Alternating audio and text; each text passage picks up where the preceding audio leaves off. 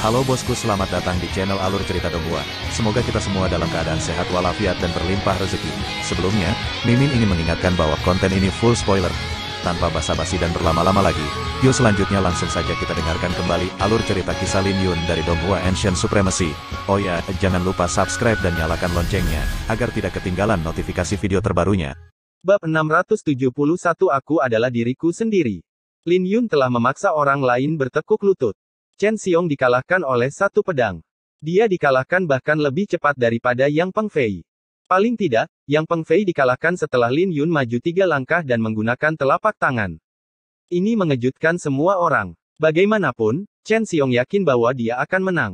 Namun, hasilnya adalah berlutut di samping Yang Peng Fei.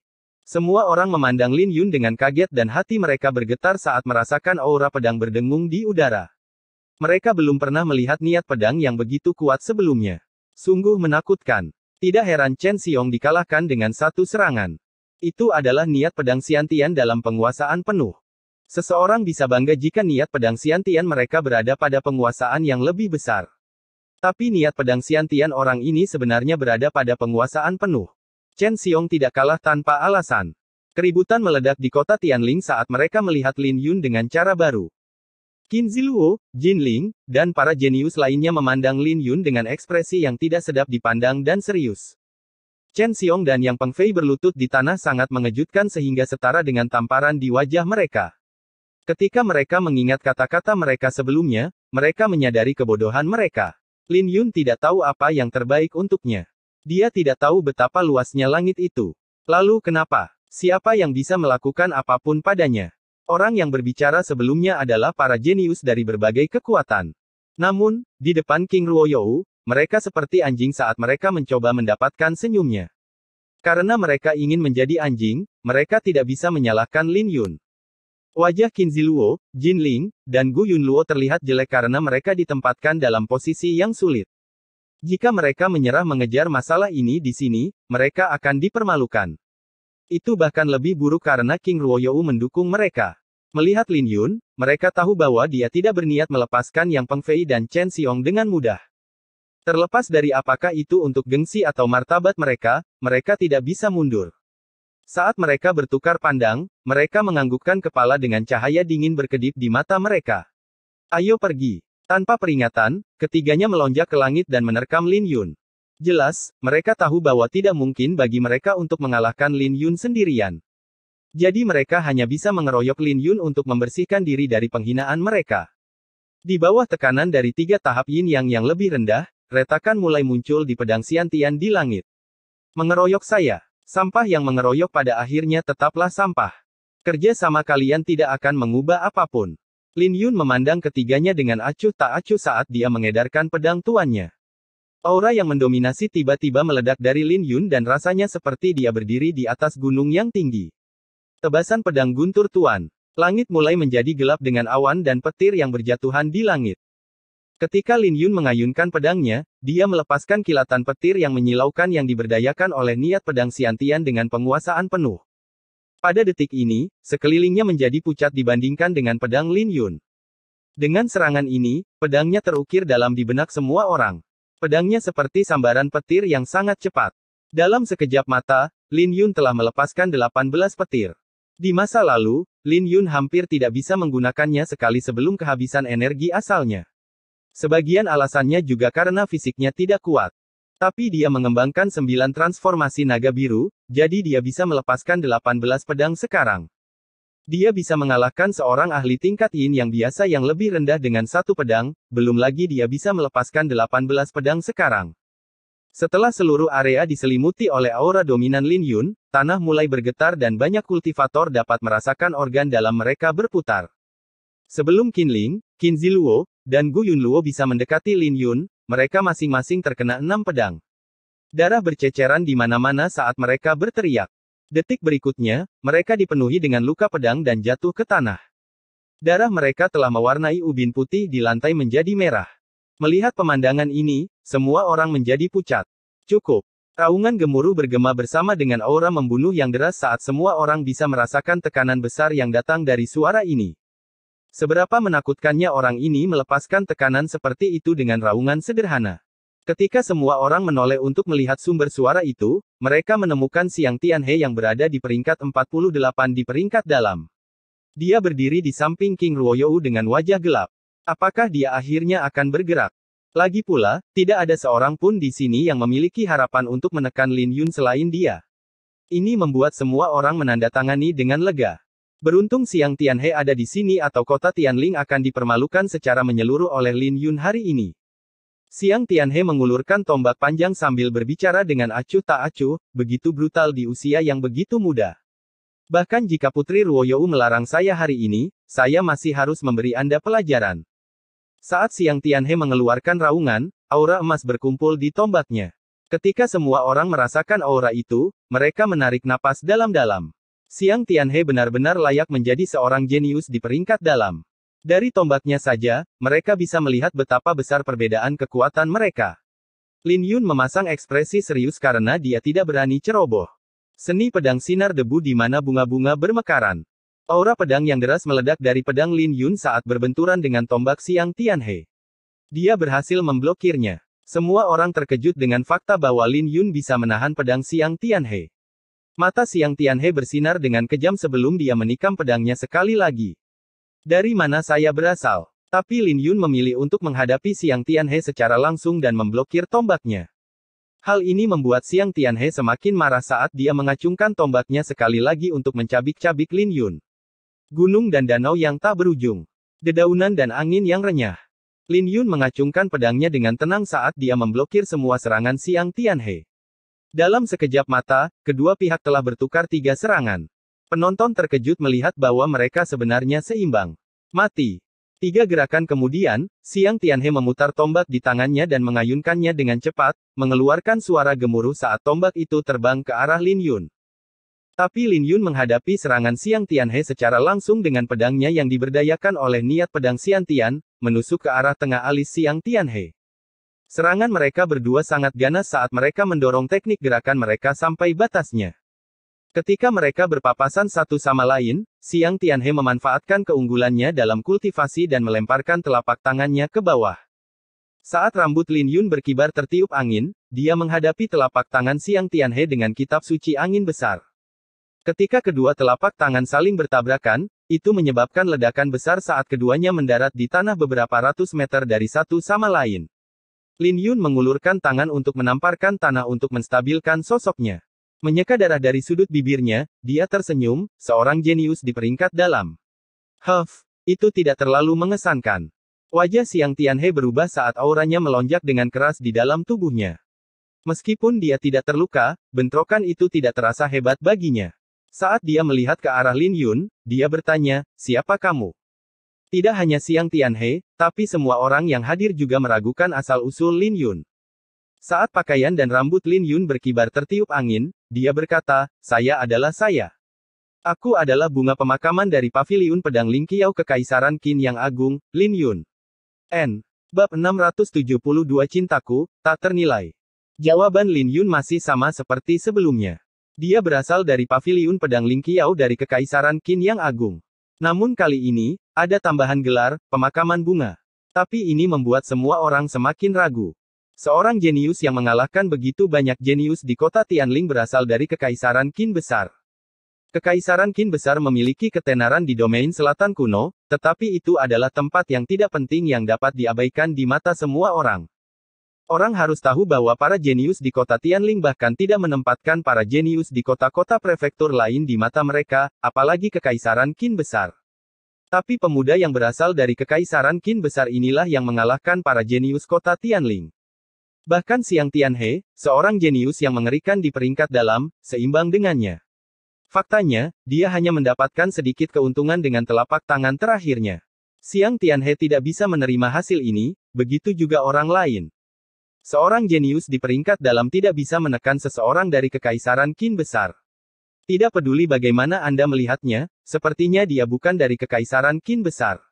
Paviliun Pedang Lingqiao. Aku belum pernah mendengarnya. Dari mana anak nakal ini berasal? Selain 7 jenius di kota Tianling, sepertinya tidak ada yang bisa menekannya. Xiang Tianhe bahkan tidak bisa mengalahkannya dalam 4 gerakan, jadi dia mungkin terlalu malu untuk bergerak sekarang. Ini terlalu memalukan. Banyak kultivator lokal dari kota Tianling menghela nafas. Hanya Yang Fan dan Guo Su yang memiliki kegembiraan di wajah mereka.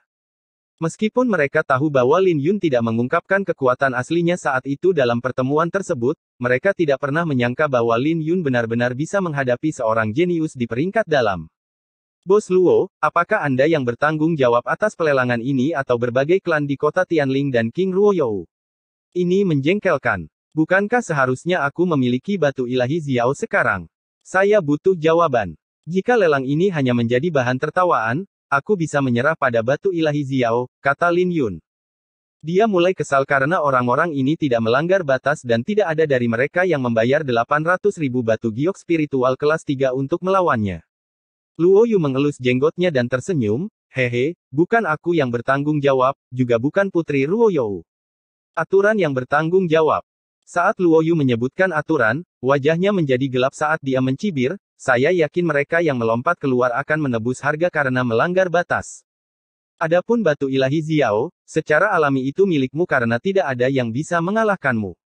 Paling tidak, tidak ada yang bisa mengambilnya darimu hari ini. Ketika berbagai kekuatan mendengar ini, wajah mereka menjadi jelek. Mereka tidak hanya mempermalukan diri mereka sendiri, tetapi mereka masih harus membayar harga yang sangat mahal. Dalam sekejap mata, semua orang memandang Lin Yun sambil menggertakkan gigi. Tetapi mereka bahkan lebih terkejut bahwa batu ilahi Xiao telah jatuh ke tangan Lin Yun meskipun King Ruoyou mengincarnya. King Ruoyou adalah seorang jenius yang berada di peringkat 35 dalam peringkat dalam. Tapi dia telah kalah dari Lin Yun. Itu adalah hasil yang tidak diharapkan oleh siapapun. Mata King Ruoyou bersinar dingin saat dia menatap Lin Yun. Tapi beberapa saat kemudian, dia sepertinya telah membuat keputusan saat dia berbicara, saya tidak keberatan Anda mendapatkan batu ilahi Xiao, tapi bisakah Anda menjualnya kepada saya? Tidak masalah apakah itu teknik kultivasi, artefak kosmik, baju besi, atau pil, saya dapat memberikan apapun yang Anda inginkan. Selain itu, saya bisa menjanjikan satu hal selama itu sesuai dengan kemampuan saya. Ruoyou. Xiang Tianhe berteriak saat dia mencoba menghentikannya. Namun, dia segera menundukkan kepalanya ketika King Ruoyou memelototinya. Pada akhirnya, dia hanya bisa berteriak dalam hati. Ini adalah kesempatan besar baginya dan janji itu seharusnya menjadi miliknya. Tapi sekarang, janji itu telah jatuh ke tangan Lin Yun, yang merupakan sesuatu yang tidak bisa dia terima. Anak nakal ini benar-benar beruntung.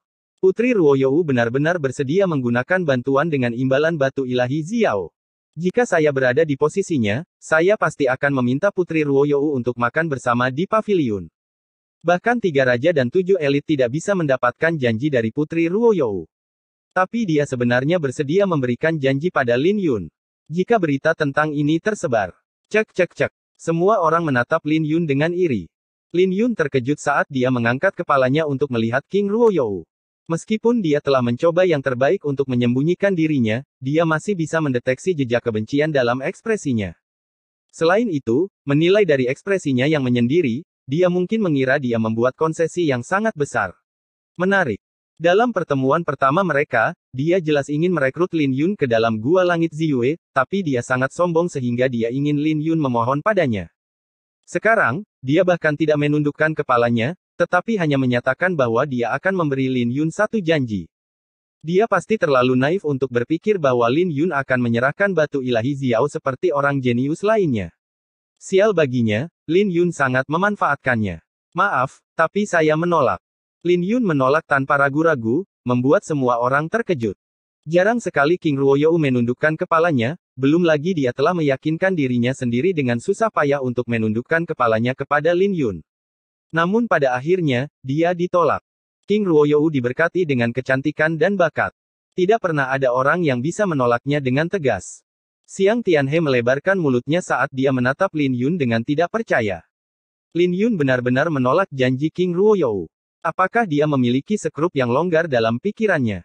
Lin Yun tidak peduli dengan keterkejutan semua orang saat dia berbalik untuk pergi. Dia tidak ingin tinggal di sini lebih lama lagi. Lin Yun, kuharap kau bisa mempertimbangkan kembali. Aku tidak mudah mengumbar janji, kata King Ruoyou sekali lagi. Dia menginginkan batu ilahi Xiao. Pada saat yang sama, dia tidak percaya bahwa seseorang akan benar-benar menolaknya. Cintaku tak ternilai harganya, jadi aku tidak akan pernah memberikannya, kata Lin Yun tanpa menoleh ke belakang. King Ruoyou menggigit bibirnya saat dia menatap Lin Yun dengan dingin dengan niat membunuh yang muncul di dalam hatinya. Setelah Lin Yun pergi, lelang dilanjutkan.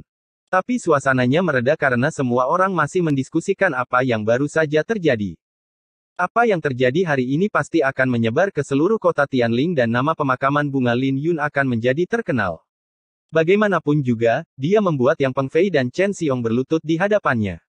Adapun 3 orang jenius lainnya, mereka berada dalam keadaan yang lebih mengerikan. Hari ini, Lin Yun telah benar-benar mempermalukan klan Jin, klan Qin, klan Gu, klan Chen, dan Sekte Awan Naga. Mereka semua sombong, tetapi pada akhirnya, mereka diinjak-injak oleh Lin Yun. Bahkan Xiang Tianhe tidak bisa berbuat apa-apa saat dia ikut campur. Tetapi topik utama diskusi adalah bagaimana King Ruoyou ditolak meskipun dia menawarkan Lin Yun sebuah janji. Semua orang masih bisa mengingat apa yang dikatakan Lin Yun dan mereka menduga ada makna yang lebih dalam. Ketika Lin Yun berkata, cintaku tak ternilai harganya, dia mungkin mengacu pada orang yang dia cintai dan bukan batu itu. Lagi pula, Lin Yun jelas tidak membutuhkan batu ilahi Xiao secara pribadi, jadi tidak perlu baginya untuk membuang banyak usaha untuk mendapatkannya. Jadi ada kemungkinan besar dia melakukannya untuk cintanya, yang bahkan mungkin lebih cantik dari King Ruoyou. Jika tidak masuk akal baginya untuk menolak King Ruoyou dengan tegas. Tapi sekali lagi, semua orang mencibir analisis ini. Mungkin ada wanita yang bisa dibandingkan dengan King Ruoyou dalam hal kecantikan, tetapi secara praktis tidak mungkin bagi seseorang untuk melampauinya. Selain itu, King Ruoyou tidak hanya cantik, tapi dia juga memiliki bakat yang luar biasa. Biksu botak itu duduk di atap sambil meminum anggurnya dan tersenyum, pertunjukan yang luar biasa. Anak nakal ini adalah pusat perhatian kemanapun dia pergi. Hehe, tidak heran dia adalah temanku. Biksu botak itu adalah Tuan Liu Suang. Saat dia berbicara, dia melirik ke arah wanita anggun yang berdiri di sampingnya. Dia tertegun karena dia benar-benar melihat senyuman di sudut bibir wanita itu. Dia langsung bertanya-tanya apakah matanya mempermainkannya. Beberapa saat kemudian, dia menarik kembali pandangannya dengan senyum pahit. Jika dia tidak salah ingat, ini seharusnya pertama kalinya dia melihat senyuman di wajahnya. Dengan kecantikannya, bagaimana mungkin Lin Yun tertarik pada King Ruoyou? Orang-orang ini benar-benar naif. Tersenyum Tuan Liu Suang. Bab 673 Kemacetan. Saat Lin Yun meninggalkan alun-alun, dia bisa merasakan beberapa tatapan mengikutinya.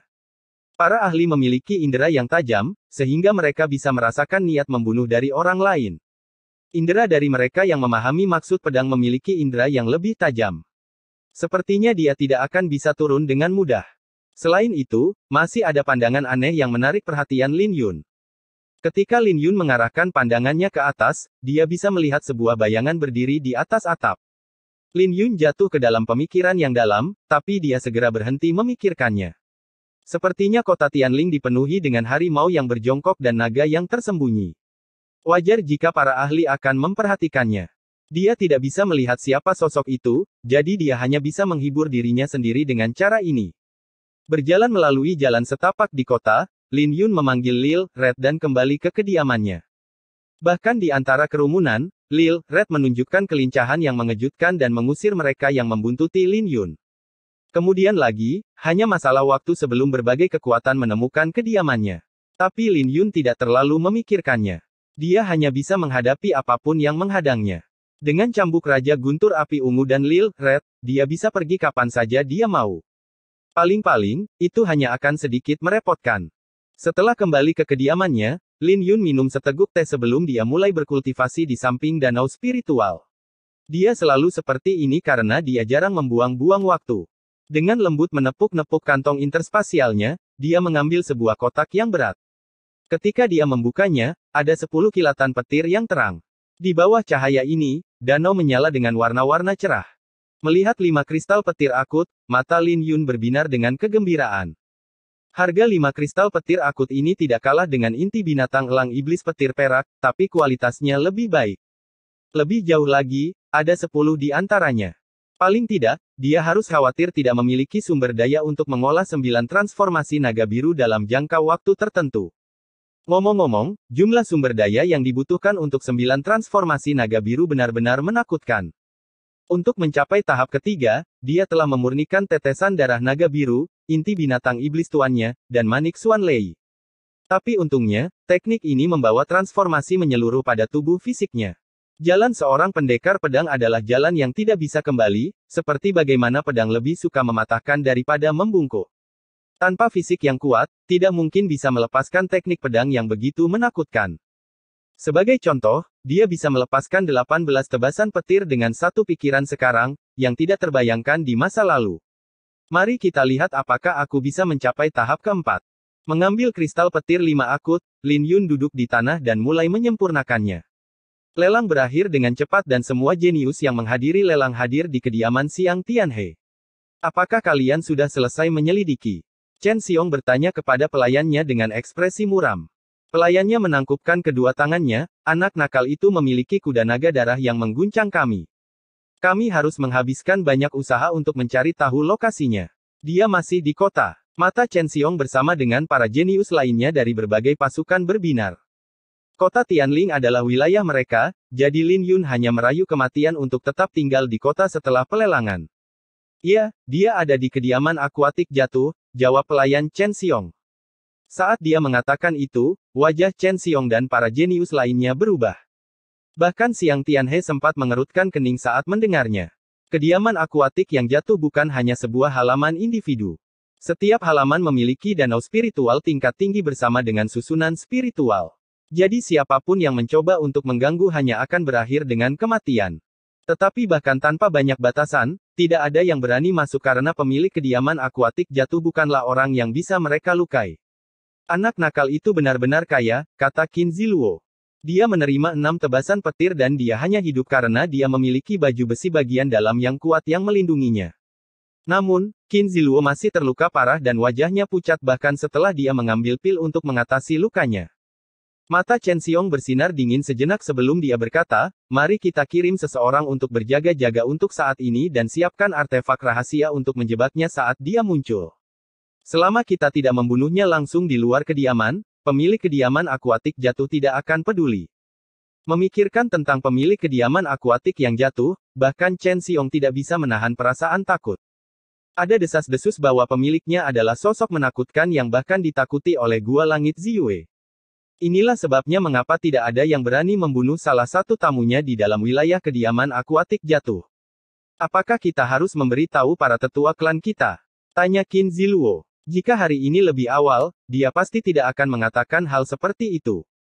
Tapi kekuatan yang ditunjukkan Lin Yun dalam pelelangan itu terlalu mengejutkan, jadi dia tidak punya pilihan selain berhati-hati. Ketika dia mengatakan itu, para jenius lainnya merasakan kesedihan. Tidak untuk saat ini. Karena kitalah yang menyebabkan masalah ini, yang terbaik bagi kita adalah tidak mengganggu orang yang lebih tua. Selain itu, bukankah kita memiliki saudara Xiang di sini? Kata Chen Xiong.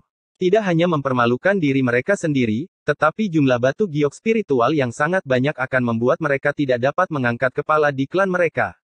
Jadi jika mereka mengkhawatirkan para tetua mereka, itu hanya akan membuat mereka tampak tidak berguna.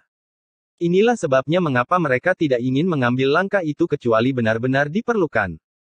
Menatap kembali ke arah mereka, Xiang Tianhe berkata, berdasarkan pertukaran saya dengannya, dia pasti memiliki kartu truf lain. Saya yakin bisa mengalahkannya, tapi saya tidak yakin bisa mencegahnya pergi. Namun, jika kalian bersedia menggunakan artefak rahasia, saya akan lebih percaya diri tentang hal ini. Artefak rahasia tidak seperti artefak kosmik. Artefak rahasia umumnya memiliki batas penggunaan dan setiap penggunaan akan semakin merusaknya. Inilah sebabnya mengapa mereka disebut artefak rahasia. Sambil menggertakkan giginya, Chen Xiong berkata, kalau begitu, ini adalah sebuah janji. Aku tidak percaya bahwa dia bisa bersembunyi di kediaman akuatik yang jatuh selama sisa hidupnya. 7 hari kemudian, di kediaman akuatik yang jatuh milik Lin Yun, dia duduk di samping danau spiritual saat dia disambar petir. Di belakangnya ada bola petir yang tak terbatas dan nafas yang berat terdengar samar-samar. Kedengarannya seolah-olah ada naga purba yang tertidur yang dibangunkan. Saat Lin Yun bernafas, aura kuno dan petir akan bergemuruh pada saat bersamaan. Danau itu juga telah diwarnai dengan warna ungu oleh petir, yang menciptakan pemandangan yang spektakuler. Saat melihat dengan seksama, tanda petir di tubuh Lin Yun telah berkembang menjadi 45. Saat petir menggeliat, Lin Yun mulai memancarkan aura menakutkan seperti binatang buas dengan vitalitas yang kuat yang menyebabkan tanah bergetar ringan. Tiba-tiba, Lin Yun membuka matanya dan fenomena di sekitarnya menghilang sebelum mengembun menjadi geyser air di tengah danau yang membumbung tinggi ke langit. Geyser air telah membumbung tinggi ke langit seperti pedang guntur yang menembus awan petir. Ketika awan petir itu hilang, sinar matahari menyinari tubuh Lin Yun yang setengah telanjang yang menggambarkan sosoknya dengan sempurna. 45 petir dalam 2 hari. Masih belum ada peningkatan bahkan setelah memurnikan 3 kristal petir akut. Sepertinya ini bukan masalahnya. Lin Yun perlahan bangkit saat dia bisa merasakan energi naga biru mengalir melalui tubuhnya. 45 rune petir setara dengan kekuatan 45 kuali. Dengan sebuah pukulan, dia bisa menciptakan 45 gemuruh petir. Hanya dengan suara gemuruh itu sendiri, dia bisa membunuh banyak orang. Tapi Lin Yun mengerutkan alisnya karena dia tidak terlalu senang. 9 transformasi naga biru terjebak pada tahap ketiga puncak dan belum ada peningkatan bahkan setelah dia memurnikan 3 kristal petir akut. Saya perlu melihatnya lagi, kata Lin Yun sambil meletakkan strip kuno di dahinya untuk memeriksa kembali teknik pemurnian tubuh. Saat informasi tak terbatas mengalir ke dalam pikirannya, Lin Yun membuka matanya beberapa saat kemudian saat matanya berkedip. Darah naga. Lin Yun meludahkan 2 kata dan akhirnya menyadari apa yang salah dengan 9 transformasi naga biru. Jadi ternyata ada 3 kesengsaraan yang harus dia lalui dengan 9 transformasi naga biru dan dia harus memurnikan darah naga untuk setiap kesengsaraan. Kesengsaraan itu berbahaya, tetapi dia akan mengalami transformasi besar jika dia berhasil. Hasilnya akan mirip dengan ketika dia memurnikan darah naga biru. Meskipun berbahaya, hal itu juga membawa perubahan besar baginya ketika berhasil dan sangat memperkuat fisiknya. Tapi tidak realistis baginya untuk mencari darah naga di era saat ini. Kemudian lagi, juga disebutkan dalam slip giok bahwa dia bisa mengganti darah naga dengan darah binatang iblis yang memiliki garis keturunan naga. Jika itu masalahnya, kuda naga darah harus dianggap sebagai kuda. Garis keturunan Lil Red sudah mulai terbangun dan mencapai tingkat yang menakutkan. Sambil memegang dagunya, Lin Yun merenung sejenak sebelum dia berseru, "Lil Red." Tidak butuh waktu lama bagi Lil Red untuk berlari setelah mendengar panggilan Lin Yun. Dia tahu bahwa Lin Yun memiliki banyak sekali harta karun dan dia akan mendapatkan keuntungan besar setiap kali Lin Yun memanggilnya. Jadi dia berlari sambil menyeringai dan memperlihatkan gigi gingsulnya. "Ayo," kata Lin Yun sambil tersenyum ramah. Ketika Lil Red mendekat, Lin Yun mengeluarkan pedang pendek, bulan beku, dari kantong interspasialnya, "Jangan bergerak. Aku butuh darahmu." Ketika Lil Red mendengar itu, ia jatuh ke tanah dan mulai berguling. Melihat Lil Red berguling-guling di tanah sambil merengek, bibir Lin Yun mulai bergerak-gerak. Bab 674 Masalah. Lil Red merengek sebentar sebelum menjulurkan lehernya dan menatap Lin Yun dengan menyedihkan dengan mata berair. Hal ini membuat pipi Lin Yun bergerak-gerak saat dia menyingkirkan bulan beku, "Pergi. Pergi." Saat Lin Yun mengatakan itu, Lil Red bangkit kembali dengan senyum konyol dan berlari pergi. Ini membuat Lin Yun mencibir dalam hati. Sepertinya dia tidak bisa bergantung pada Lil Red. Kemudian lagi, dia tidak akan bersedia bahkan jika Lil Red bersedia. Esensi darah adalah dasar dari binatang iblis. Meskipun setetes tidak akan membahayakan nyawa Lil Red, itu masih akan sangat membahayakan fondasinya. Tampaknya dia harus bertanya-tanya di kota Tianling apakah ada binatang iblis dengan garis keturunan naga di sekitarnya. Tanpa banyak berpikir, Lin Yun muncul beberapa ribu meter jauhnya dan membuka pintu. Lin Yun telah keluar. Dia benar-benar ada di sini. Cepat, sebarkan beritanya. Banyak orang langsung menoleh untuk melihat Lin Yun dengan kaget. Bagaimanapun, cerita tentang apa yang terjadi dalam pelelangan telah lama menyebar di kota Tianling. Ketika orang-orang mulai menyebarkan berita kemunculan Lin Yun, hal itu langsung menimbulkan kegemparan. Bagaimanapun, Lin Yun adalah seseorang yang mempermalukan para jenius dari 4 klan utama dan sekte Xiao Yun. Jadi wajar jika Lin Yun menarik perhatian begitu banyak orang saat dia muncul. Ada banyak orang yang ditempatkan di sini siang dan malam, menunggu untuk melihat sekilas Lin Yun. Tapi Lin Yun tidak terganggu oleh keributan di sekitarnya ketika dia melangkah keluar dari kediamannya. Namun, dengan niat pedangnya yang tajam, dia langsung merasakan beberapa niat membunuh yang berbeda menyelimuti dirinya. Bahkan sebelum dia bisa bereaksi, seorang tetua berpakaian hitam muncul di hadapannya. Orang tua ini berada di tingkat yin yang lebih rendah dan memiliki 7 orang di belakangnya, semuanya berpakaian hitam. Melihat mereka, Lin Yun mulai merasa kesal. 7 hari sudah berlalu, namun orang-orang ini masih mengincarnya. Tapi Lin Yun tidak terganggu oleh mereka karena mereka bahkan tidak bisa menarik perhatiannya. Serang. Tepat ketika Lin Yun hendak pergi, tetua berpakaian hitam itu tersenyum menyeramkan saat dia mulai membentuk segel sementara 7 orang di belakangnya melakukan hal yang sama. Mata Lin Yun bersinar dengan dingin. Orang-orang ini benar-benar tidak takut mati. Selain tetua berpakaian hitam yang hampir tidak bisa bertukar beberapa jurus dengannya, yang lain adalah kentang goreng kecil di matanya. Dia bahkan tidak tertarik untuk bergerak melawan mereka. Lin Yun bingung dan kemudian tekanan yang sangat besar turun dari langit, menyelimuti dirinya. Rasanya seolah-olah ruang telah diisolasi dan bahkan angin pun tidak bisa masuk. Sebuah titik hitam turun dari langit dan secara bertahap meluas di mata semua orang. Saat mendarat, Lin Yun bisa melihatnya dengan jelas. Sebuah lonceng kuno jatuh dari langit seperti penjara, menjebak Lin Yun. Itu adalah lonceng catatan mendalam klan Chen. Wow, lihat itu. Kudengar lonceng catatan mendalam yang asli terletak di klan utama di kota Leizhou. 7 klan cabang memiliki replikanya dan saya dengar setiap penggunaan akan menghabiskan umurnya. Aku tidak percaya mereka benar-benar menggunakannya untuk menghadapi Lin Yun. Pantas saja mereka berani mendatangi Lin Yun dengan formasi ini. Jadi mereka mencoba menjebaknya dan menunggu ahli sejati datang untuk membunuh Lin Yun.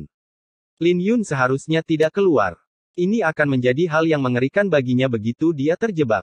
Dia akan mati jika dia tidak bisa keluar. Mereka telah merencanakan dengan baik untuk mengambil nyawa Lin Yun.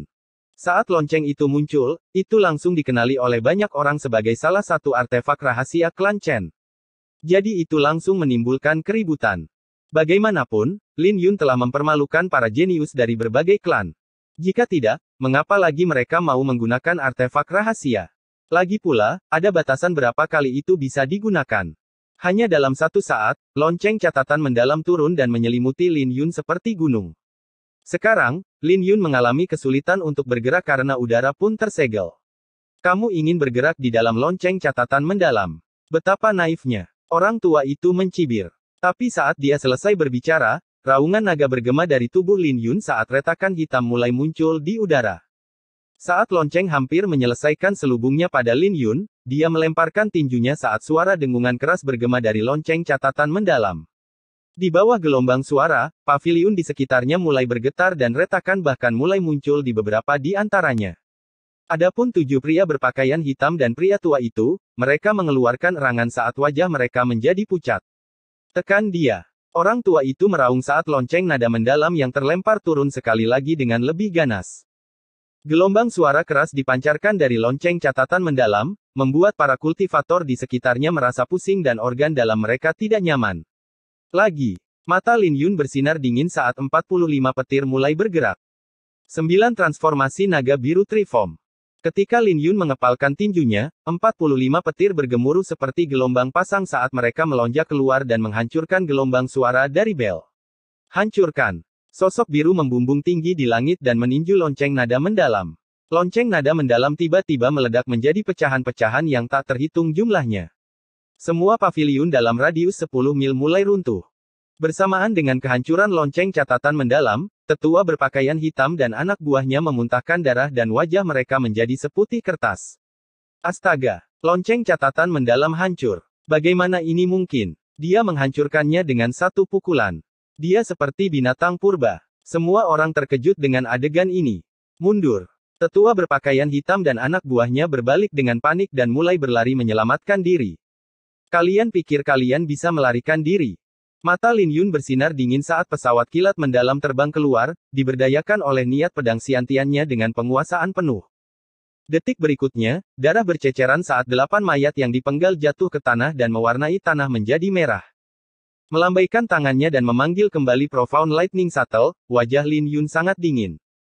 Sepertinya berbagai orang jenius bertekad untuk mengejarnya. Karena itu masalahnya, dia tidak bisa disalahkan. 8 nyawa yang dia ambil akan menjadi pelajaran bagi mereka. Tepat pada saat ini, suara orang yang hilir mudik di langit bisa terdengar saat Lin Yun samar-samar bisa melihat sosok Xiang Tianhe di tengah awan debu. Menemaninya adalah Chen Xiong dan para jenius lainnya yang hadir di pelelangan.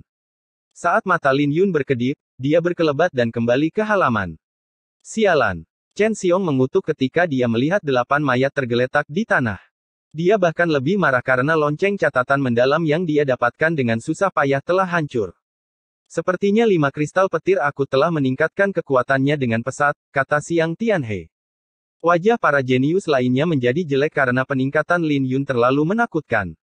Mereka masih tidak percaya bahwa Lin Yun bisa menghancurkan lonceng catatan mendalam dengan satu kepalan tangan hanya dalam waktu 7 hari. Awalnya, mereka telah memperhitungkan bahwa bahkan dengan niat pedang Xiantian pada penguasaan penuh, secara praktis tidak mungkin bagi Lin Yun untuk memecahkan lonceng catatan mendalam. Tapi mereka tidak pernah membayangkan bahwa Lin Yun bisa menerobos batasan dan menghancurkan gelombang suara. Kami akan menunggu. Aku menolak untuk percaya bahwa dia akan bersembunyi di kediaman akuatik jatuh selama sisa hidupnya, kata Chen Xiong dengan dingin. Wajahnya jelek, yang membuat para penonton merinding. Ketika Lin Yun berbalik, kotak pedang di belakangnya berdengung karena niat pedang Xiantiannya terakumulasi. Di hadapannya berdiri lawan lain. Dia tidak asing dengan orang ini karena orang ini adalah Luo Yu yang mengadakan lelang kematian seminggu yang lalu. Yang lain tidak mengetahuinya, tapi Lin Yun tahu bahwa Luo Yu sangat kuat dan hanya berpura-pura lemah. Tapi Lin Yun terkejut melihat bagaimana Luo Yu masuk. Sebagai seorang spiritualis kelas 3, dia tahu batasannya dengan baik. Pembatasan halaman bahkan bisa melarang masuknya seorang ahli alam jiwa surgawi. Inilah mengapa Lin Yun yakin bahwa orang-orang seperti Xiang Tianhe tidak bisa masuk. Kamu sepertinya dipenuhi dengan permusuhan terhadapku. Senyum Luo Yu. Kamu tidak perlu bertanya-tanya, saya akan jelaskan. Akulah yang menyewakan halaman ini kepadamu, jadi aku secara alami bisa datang dan pergi sesuka hatiku. Saya minta maaf atas apa yang Anda derita ketika berbagai kekuatan membuat kekacauan di pelelangan. Ikutlah denganku. Ini bukan tempat untuk berbicara, kata Lin Yun sambil melirik Luo Yu. Anak nakal ini. Menarik. Melihat sosok Lin Yun, Luo Yu tertegun sejenak sebelum dia tersenyum. Dia hanya sedikit tidak senang dengan betapa bangganya Lin Yun. Tapi terlepas dari apa yang dia rasakan, dia masih tidak punya pilihan selain mengikuti Lin Yun. Bab 675 Naga-Naga Indigo. Di sebuah paviliun yang terletak di tepi danau spiritual, Lin Yun dan Luo Yu sedang minum. Beberapa saat kemudian, Lin Yun mengetahui bahwa tempat ini disebut kediaman air jatuh. Halaman dengan danau spiritual ini adalah milik kediaman akuatik jatuh. Bahkan gunung spiritual yang tinggi itu milik orang yang sama. Pemilik kediaman perairan jatuh tidak hanya memiliki posisi transenden di kota Tianling, tetapi juga di seluruh Leizhou. Bahkan Gua Langit Ziyue pun takut pada pemiliknya. Pemiliknya memiliki asal-usul yang misterius, yang menghasilkan banyak rumor. Namun, tidak ada yang tahu rumor mana yang nyata dan mana yang palsu. Jadi, bahkan jika para jenius di kota Tianling telah diperingatkan oleh para tetua mereka untuk tidak memprovokasi kediaman akuatik yang jatuh. Lin Yun hanya mengerti mengapa tidak ada yang berani menyentuhnya di halaman setelah penjelasan Luo Yu. Mungkinkah Anda adalah pemilik kediaman akuatik yang jatuh? Lin Yun bertanya sambil menyesap anggur. Saya hanya seorang karyawan di sini. Saya hanya melihat tuan itu beberapa kali, tapi dia tetap di sana. Luo Yu tersenyum dan menunjuk ke arah kejauhan. Lin Yun mengikuti arah tersebut dan melihat gunung kolosal yang memancarkan tekanan tak terbatas, membuat tempat ini terlihat seperti surga. Luo Yu menunjuk ke arah gunung Sky Mound, fondasi energi spiritual kota Tianling.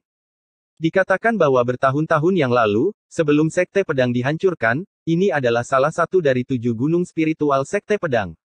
Jadi Lin Yun mengira itu telah ditempati oleh Sekte Awan Berarak. Bagaimanapun juga, itu adalah sekte terbesar di kota Tianling.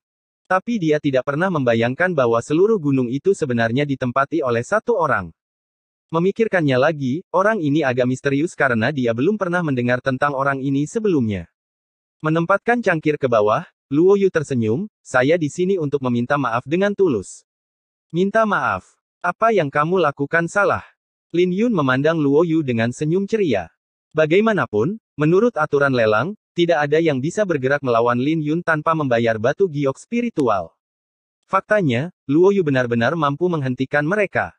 Tapi Luo Yu telah memilih untuk mengabaikannya dan hanya melangkah keluar setelah para jenius kota Tianling bergerak, mengambil kesempatan untuk mendapatkan sejumlah besar uang dari berbagai kekuatan.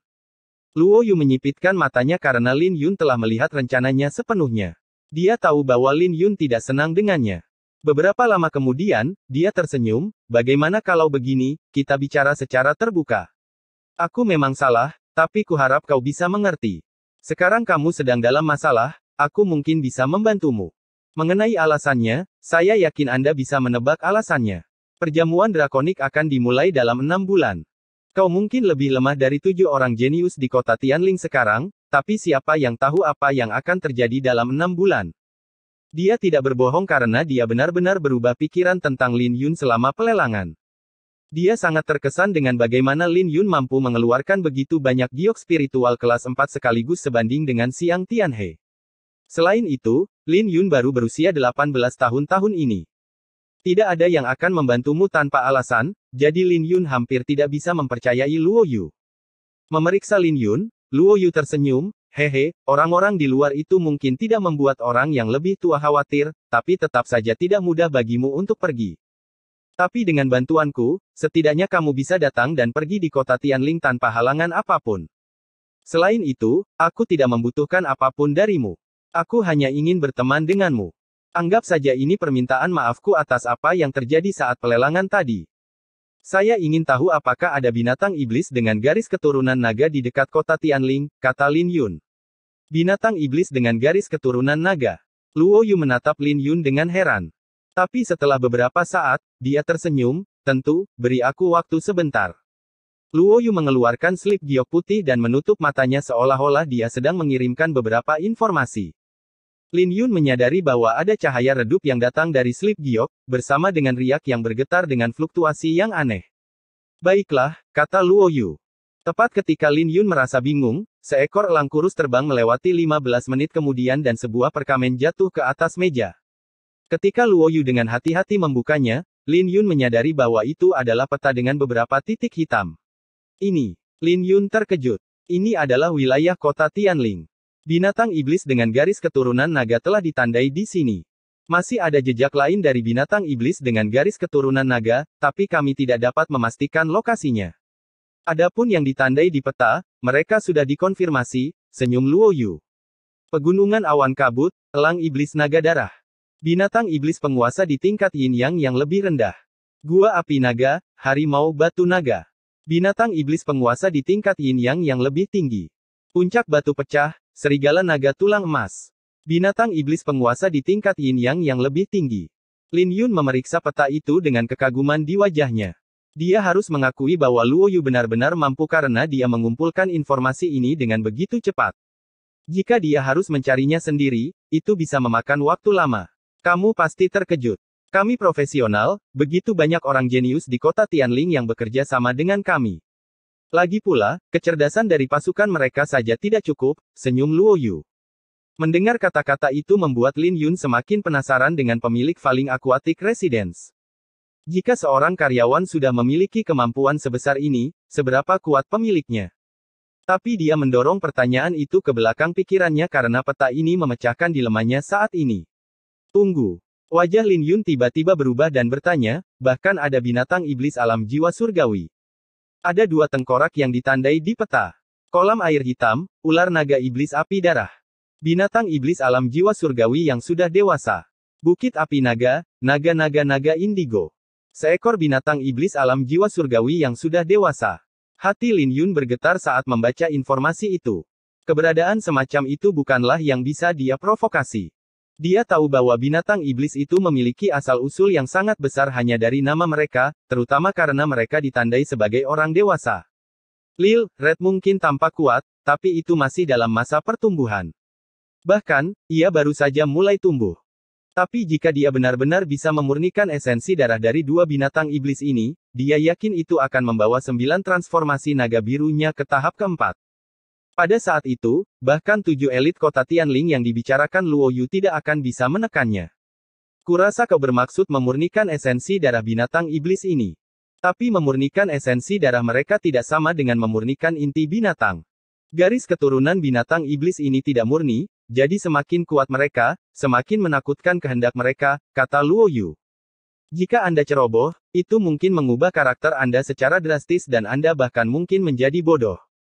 Itu berbahaya, jadi saya sarankan agar Anda tidak melakukannya.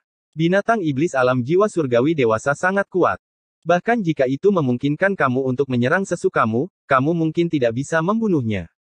Sebaliknya, yang dibutuhkannya hanyalah menatapmu untuk mengambil nyawamu, kata Luo Yu dengan ekspresi serius. Ini, Lin Yun memiliki keterkejutan yang muncul di pupil matanya. Dia tahu bahwa apa yang dikatakan Luo Yu tidak salah, terutama ketika binatang iblis alam jiwa surgawi ini memiliki garis keturunan naga. Tapi bukan berarti tidak ada kesempatan, senyum Luo Yu secara misterius. Ada jalan. Hati Lin Yun tersentak keras saat mendengar kata-kata Luo Yu. Tapi apakah itu benar-benar mungkin? Lagi pula, bahkan sekte yang kuat seperti sekte awan naga tidak akan berani memprovokasi binatang iblis alam jiwa surgawi. Bagaimanapun, seorang kultivator manusia alam jiwa surgawi bisa mendapatkan posisi di domain selatan kuno, belum lagi binatang iblis tuan yang memiliki garis keturunan naga. Apakah kamu yakin? Meskipun Luo Yu memiliki pemilik misterius yang mendukungnya, Lin Yun menjadi tenang saat dia menatap Luo Yu dengan keraguan. Bagaimanapun, itu praktis tidak mungkin kecuali Luo Yu ikut dengannya. Seolah melihat melalui pikiran Lin Yun, Luo Yu tersenyum, meskipun saya optimis tentang Anda, saya tidak akan mempertaruhkan nyawa saya. Selain itu, saya sendiri adalah target berjalan dan saya akan menarik perhatiannya. Lebih aman bagimu untuk melakukannya sendiri, belum lagi kamu hanya membutuhkan sari darahnya dan tidak benar-benar membunuhnya. Kemudian, Luo Yu memberitahu Lin Yun metodenya. Ketika Lin Yun mendengar apa yang dikatakan Luo Yu, wajahnya sedikit berubah karena memang ada kesempatan. Tapi itu masih berbahaya dan dia akan mati jika binatang iblis itu mengejarnya. Kamu bisa memutuskan sendiri. Tapi aku tidak menyarankan kamu untuk mengambil resiko. Lebih aman bagimu untuk membunuh harimau batu naga atau naga elang iblis berdarah dengan kekuatanmu, kata Luo Yu dengan tulus. Saya punya dua rencana sekarang. Saya akan memutuskan setelah mengamati situasinya. Jika itu benar-benar tidak mungkin, saya tidak akan mempertaruhkan nyawa saya. Tidak masalah, aku akan pergi membuat persiapan. Dalam beberapa hari berikutnya, Lin Yun tinggal di kediaman akuatik jatuh. Selain berkultivasi, dia menghabiskan sebagian besar waktunya untuk membuat persiapan. Selain itu, dia juga mendapatkan pemahaman yang lebih baik tentang Leizu dari Luo Yu. Leizu adalah wilayah dari Sekte Pedang dan merupakan wilayah yang sangat luas. Leizu dibangun di atas reruntuhan Sekte Pedang dan alam rahasia dengan warisan sesekali muncul. Ini saja sudah cukup untuk menarik perhatian seluruh jenius domain selatan kuno. Setiap kali alam rahasia muncul, aura iblis akan bocor ke prefektur sedikit. Inilah sebabnya mengapa binatang iblis di Leizu sedikit banyak bermutasi. Kebocoran itu bahkan bisa menyebabkan gelombang pasang dalam kasus-kasus serius. Meskipun berbahaya, itu juga merupakan pengalaman penempaan yang sempurna bagi para jenius yang berkumpul di sini. Selain itu, mereka juga bisa menerima kesempatan dari alam rahasia tersebut. Inilah sebabnya mengapa para jenius dari Leizu jauh lebih kuat daripada yang lain. Sementara Lin Yun membuat persembahan, berita tentang dia mulai menyebar lebih liar lagi di kota Tianling. Itu sangat gila karena banyak orang menyaksikan bagaimana Lin Yun menghancurkan lonceng catatan mendalam milik klan Chen. Mereka bahkan mendengar bahwa para tetua klan Chen sangat marah. 3 hari kemudian, Luo Yu muncul kembali dengan sebuah surat tebal bertuliskan, Herring Naga Iblis Petir Ungu. Lin Yun telah memilih untuk mengejar naga-naga ungu dan surat ini berisi semua informasi mengenai bukit naga-naga dan binatang iblis itu sendiri.